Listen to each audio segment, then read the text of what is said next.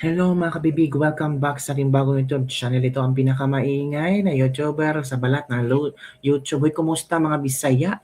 Okay lang ba kayo dyan sa iba't ibang sulok ng mundo, lalo na itong mga OFW?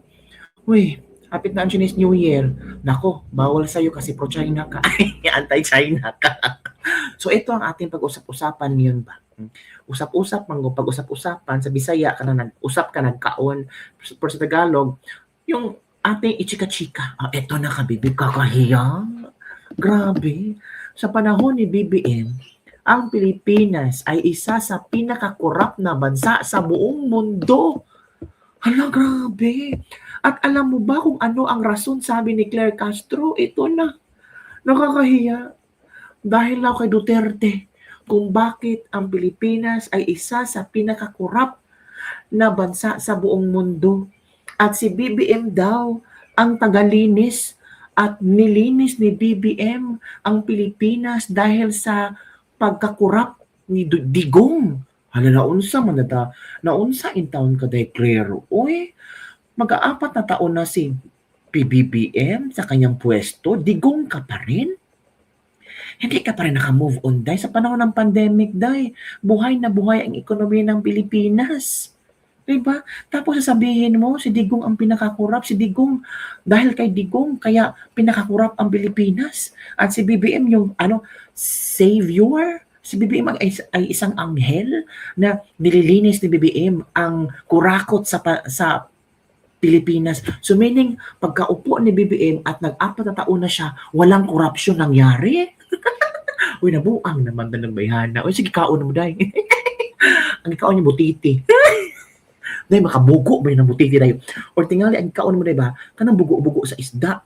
Grabe ang iyang critical thinking ba?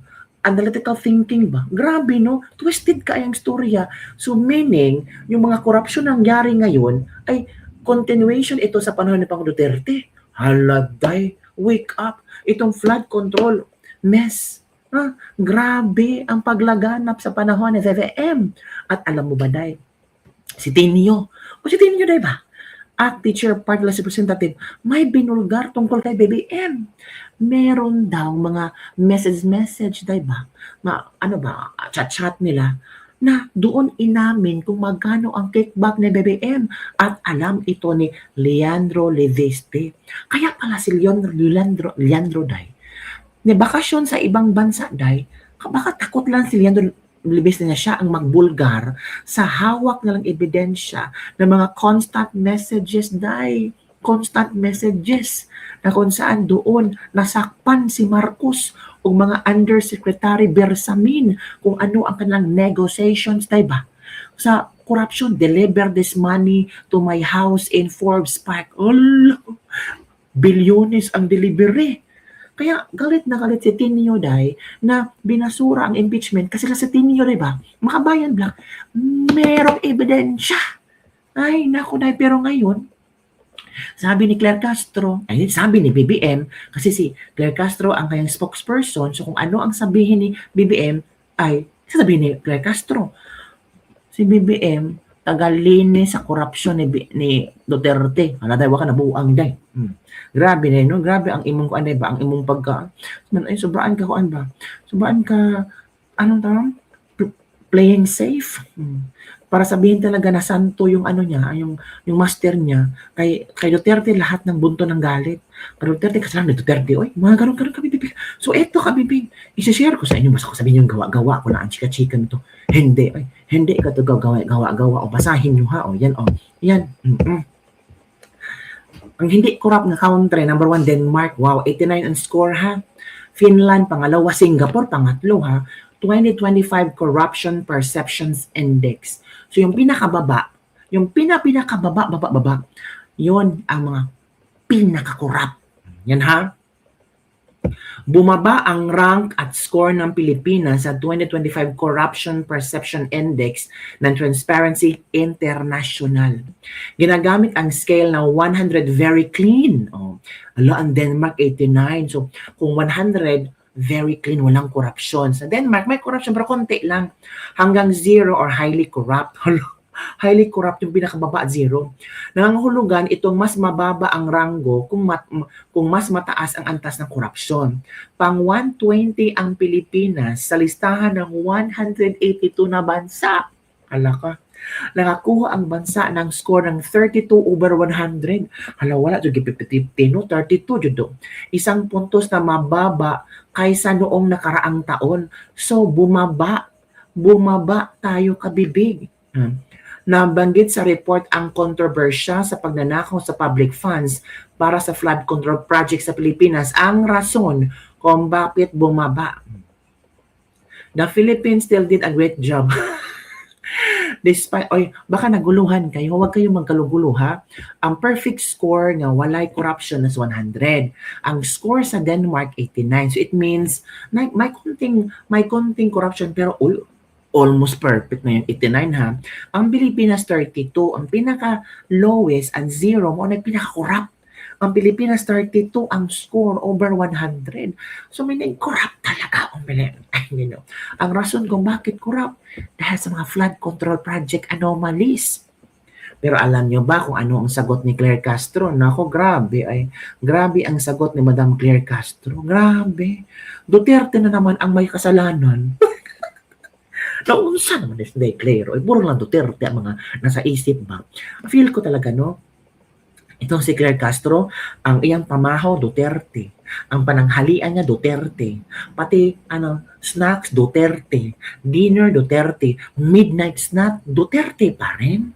Mag-LBM ka lang, Duterte pa rin ang rason kung bakit nag-LBM ka. Kalerte, ito naman Claire Castro. Ano nangyari sa Dayoy? So, ang Pilipinas nasa rank 120. Hala, my God. Ilan ba ang countries? Pila ba? Ilan? From 182 countries, rank number 20 ang Pinas sa pinaka-corrupt. Ito ang sagot ni Madam Claire Castro. May sagot si Madam Claire kaso tungkol dyan. Of course, lahat naman talaga may sagot si Madam Claire Castro. Ito na. Nasaan ba? Ito na. Expected po yan dahil binuksan po ng Pangulo ang issue tungkol sa korupsyon. Hello? So, kung binuksan ng Pangulo ang korupsyon, magkakaroon ng pag-iimbestiga at ito po ang ninais ng Pangulo, maimbestigahan. So, nagkaroon ng imbestiga, na-open ang mga natatago noon. Wala. Na-open daw ang mga nakatago noon. Hala.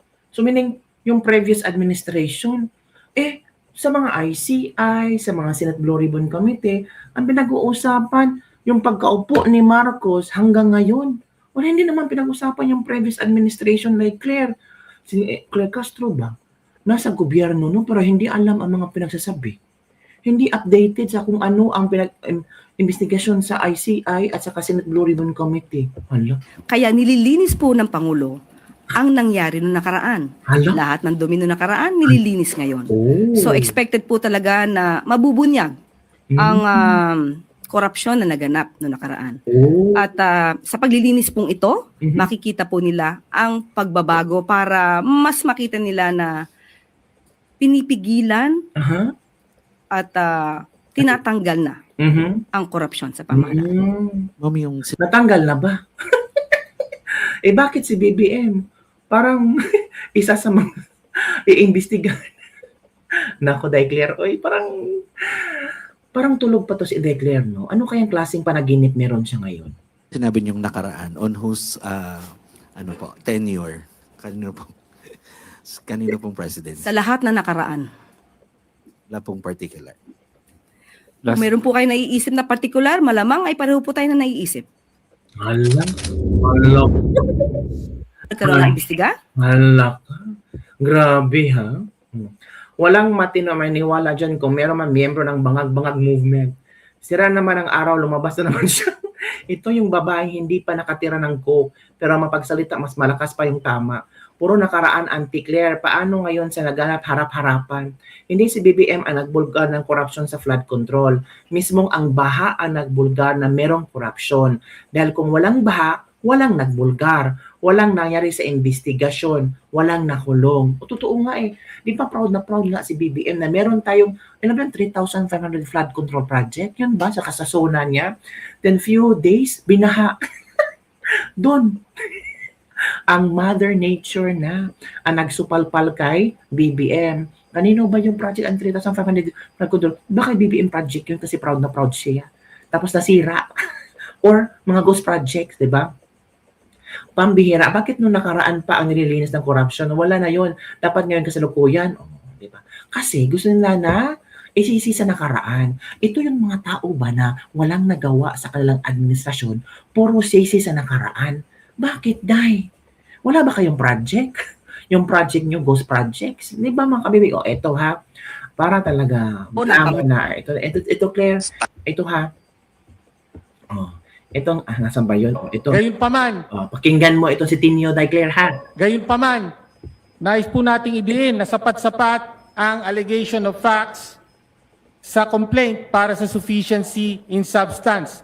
Meron pong ebidensya sa lahat, lalo na dun sa ikatlong bahagi ng complaint, ang aligasyon na direktang lumahok at nakinabang si Pangulong Marcos sa flood control corruption sa So, Day, rinisin mo si Marcos, Day. Ito, Day, si Tinio nagsabi, Day. pamamagitan ng pag-utos ng insertion sa BICAM at pagtanggap ng kickback o commitment mula rito. Kickback, Day, ha. Ano naman, ayaw pag piyong-piyong, ay pagkatog-katog, Castro, paminaw ka. Pasensya na, makinig ka kay Tinio. Pasensya na makabibig ha kung ano ba, sagol-sagol itong ating ang ating vlog. May Tagalog, may Bisaya, may English, ang daming languages. Okay lang yung kabibig. Oy, makinig lang kayo ha. Para matuto din kayo ng konting Bisaya. Di ba?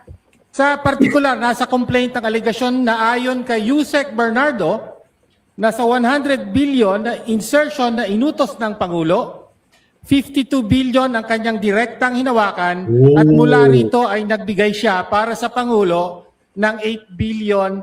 52, nagbigay ng 8 billion sa Pangulo. Wow. Hala, Day. So, hindi ito corruption, Day. Hala, Day, Claire Castro, hindi ito lilinisin ni BBM. Okay lang yun, kay BBM naman yun eh. Lilinisin din niya. Na commitment. Nasa complaint po yan. Binanggit sa complaint, ang papel hindi lamang ni Yusek Trajiv Olaivar, kundi pati ni Yusek Adrian Bersamin. Hala ka, Sino Day. po ba si Adrian Bersamin? Officially, PLLO, Presidential Legislative Liaison, pero lumalabas unofficially, siya ang runner, bagman at disbursing officer ng Pangulo na Runner, bagman at dispersing officer ni BBM. Wow. Grabing trabaho tumatanggap at gumagastos ng kickback sa utos ng Pangulo. Tago eh. Merong record ng komunikasyon sa pagitan ni Yusek Adrian Bersamin at ni Pangulong Marcos mula December 2024 hanggang July 2025. Kabilang dito ang mensahe noong Marso 2025 ng pagtanggap ng delivery ng 8 billion mula kay Bernardo na pinarating kay Pangulo. Kasama ang acknowledgement o tugon ng Pangulo na okay.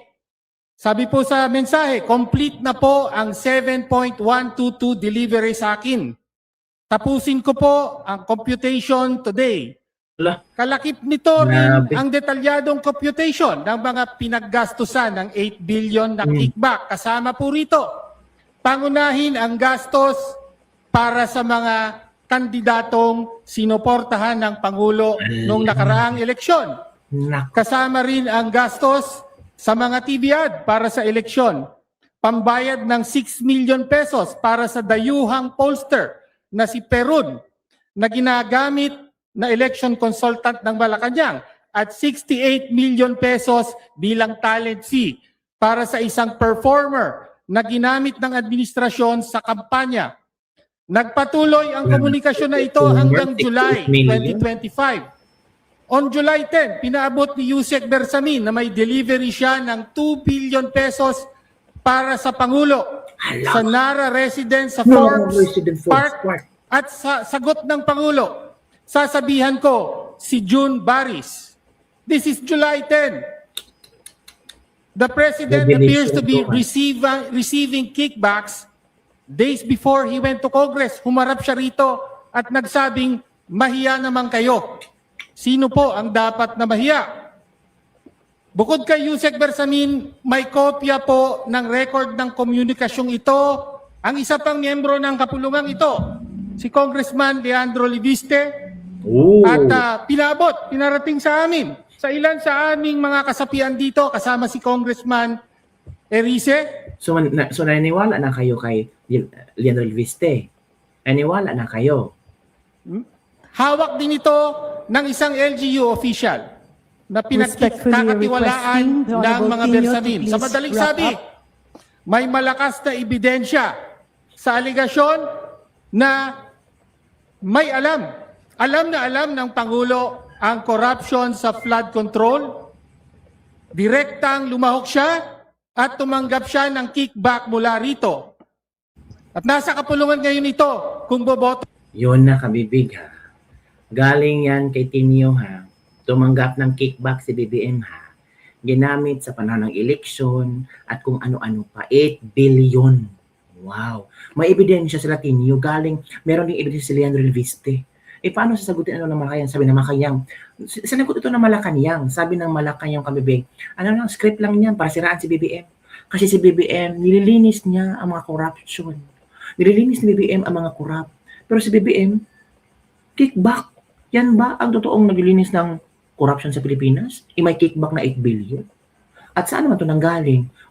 Si Liviste may kopya sa mga messages. Si Tinio, si Erice. Alam ni Erice ito, Congressman Erice. So it means gawa-gawa pa rin yan. Halaka. So kabibig, ano ang inyong komento hinggil dito? Napakalinis magsalita ni Claire Castro. Si BBM, nililinis niya ang korupsyon sa nakaraan at hanggang ngayon hindi pa siya tapos sa paglinis. Yung flood control sa nakaraan yan, wala kay BBM. Sinabi ni Tinyo may kickback si BBM. Si insertion sa BICAM, BBM. Sinong pumira ng budget? BBM. So alam ni BBM may mga insertions kasi may kickback siyang 8 billion, sabi ni Tinyo. At may ebidensya, sinaliviste. Alak. So, yun ba ang paglilinis, Madam Claire Castro? Sagutin mo nga. Yun lang kabibig, mga kabibig ang ating latest debate po mga Bisaya. Kung saan ko dyan ha. So, i-like nyo, i-like, i-share, i-comment. Yan. Grabe no. Ay nako. Dahil kay Duterte. Ay nako. Iba kan dahil kay BBM. Sa panahon ng administrasyon ng BBM, bumaba. Bumaba, it means mas lalong corrupt ang Pilipinas. Bakit? So, parang Duterte. Hindi naman parang Duterte ngayon na. Parang BBM. Ito mo, BBM ba? Takot humarap sa katotohanan. Dahil takot sila humarap sa katotohanan, si Duterte ang palagi nilang sinisisi. Para akala na ang mga tao maniniwala pa rin sa kanila. Tapos na ang termino ni Duterte, pang-4 na taon na ni BBM, Duterte pa rin ang may kasalanan. Ano ba? So yung pag-upo ni BBM parang wala lang. Parang lang, hi? Yun ba? Parang lang, upo lang ako dito, basta maglilinis ako, yun lang. Ay naku, ano ba naman yan? Yun lang kabig, kung sana naglilinis siya ba, hindi sana ito mabubulga yung flood control project, hindi sana lumabas si Zaldico, hindi sana lumabas yung ex-general, hindi sana ito sinabi ni Tinio, hindi sana walang Cabral files, di ba? Ay naku, yun lang kabibig, nakaka-alert kayo, Madam Claire, kayo ang dapat mahiya, di ba? Yun lang kami, bye everyone, see you next time. At mabisaya, kumusta mo i-like and message nyo. Like, comment nyo na. Bye!